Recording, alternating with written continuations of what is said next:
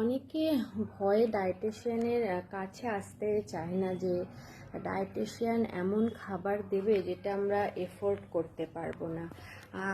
গেলেই বলবে স্যালাড খেতে হবে, ব্রোকলি খেতে হবে, ওটস খেতে হবে, অ্যাভোকাডো খেতে হবে। এটা আমি আমার আগের ভিডিওতেও বলেছিলাম যে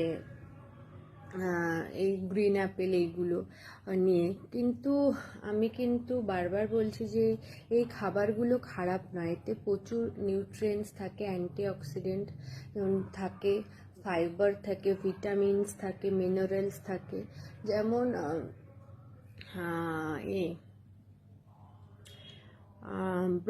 ব্রোকলিতে কিন্তু প্রচুর পরিমাণ ভিটামিন সি থাকে, আয়রন থাকে, ফাইবার থাকে। এত এই খাবারগুলো খারাপ নয়, কিন্তু যারা এফোর্ড করতে পারবে না, আমরা তো তাদেরকে বলতে পারি না যে যাদের ফিনান্সিয়াল কন্ডিশন খারাপ, তা সত্ত্বেও যে আপনারা এই খাবারগুলো খান। তবে কিন্তু এটা একটা ভ্রান্ত ধারণা আছে, মানে ডায়েট মানে এই খাবারগুলো। সাধারণ ঘরোয়া খাবার খেয়েও কিন্তু ডায়েট করা যায়। আমার কাছে যেসব পেশেন্টরা আসে তাদেরকে কিন্তু আমি বেসিক্যালি সাধারণ ঘরোয়া খাবারই দিই, এবং সেটা খেয়ে তারা ওয়েট লসও করে আর সুস্থও থাকে। আর ডায়েট চার্ট বানানোর সময় কিন্তু আমাদের মাথায় অনেক কিছু রাখতে হয়, যেমন অবশ্যই একটা ফিনান্সিয়াল কন্ডিশন যেটা বললাম, আর একটা হচ্ছে তার লাইফস্টাইল, তার ওয়ার্ক হ্যাবিট। একটা এমন অনেকে আমার কাছে আসেন যে যারা সারাদিন বাড়িতে থাকেন, তো তাদের ক্ষেত্রে ডায়েটটা একরকম হয়।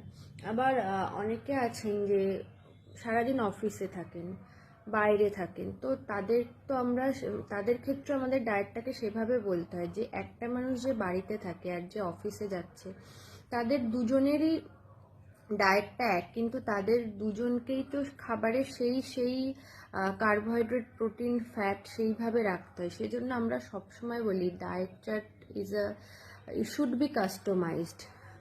তারপরে এমনও আসেন যারা নাইট শিফটে কাজ করেন, সারা রাত জেগে কাজ করেন, তাদের ক্ষেত্রেও আমাদের ডায়েটটাকে সেভাবে মাথায় রাখতে হয়। তো আর একটা জিনিস, যে ডায়েট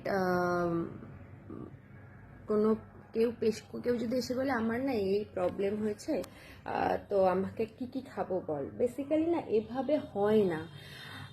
আমরা হয়তো বোঝাতে পারি না, কিন্তু বিষয়টা এভাবে হয় না। কারণ একটা পেশেন্টের সাথে আমাদেরকে কিন্তু কাউন্সিলিং করতে হয়, যে 15 মিনিট 8 ঘন্টা লাগে কাউন্সিলিং করতে, যে তার ওয়ার্ক হ্যাবিট কেমন, সে কোনটা তার অ্যালার্জি আছে কিনা, কোন খাবারটা সে এফোর্ড করতে পারবে, কোন খাবারটা খেতে পারবে। তো diet counselling is very important for giving diet chart.